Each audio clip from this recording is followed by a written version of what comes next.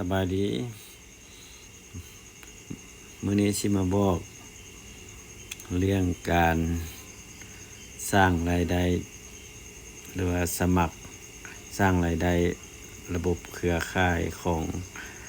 Occat NFT 3 Pro เนาะเข้าไปที่โทเค็นเนาะอันนี้ก็จะแม่นอยู่ในกระเป๋าเนาะแล้วก็แม่น Access ของเฮาแล้วเราก็จะมาเข้าอยู่ Discover นี่เนาะคลิกเข้าไปแล้วพิมพ์ Occat NFT Pro 3.0 นี่เนาะพิมพ์ไปว่า Occat dot หรือว่าจำเม็ด cat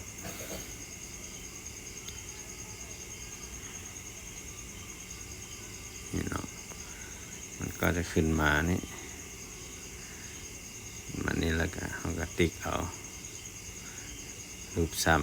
ามเหลี่ยมนี่เนาะขึ้นมาหน้าสมัครเนาะนี่มันหน้าหลักหน้าสมัครเนาะถ้าใครยังบ่ทัน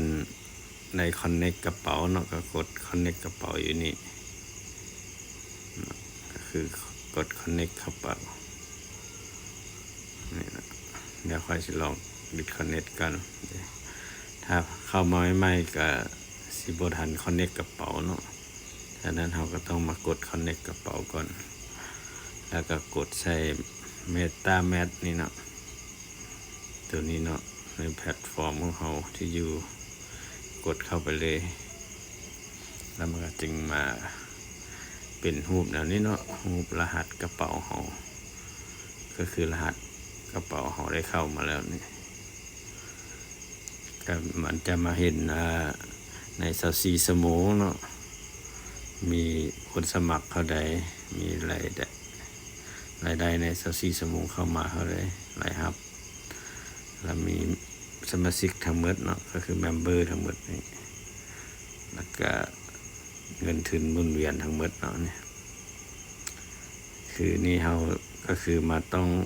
มารีจิสเตอร์เนาะเพื่อจะสร้างรายได้เนาะก็คือเข้ารีจิสเตอร์นี่เพื่อสมัคร NFT เนาะในการสร้างรายได้เนาะ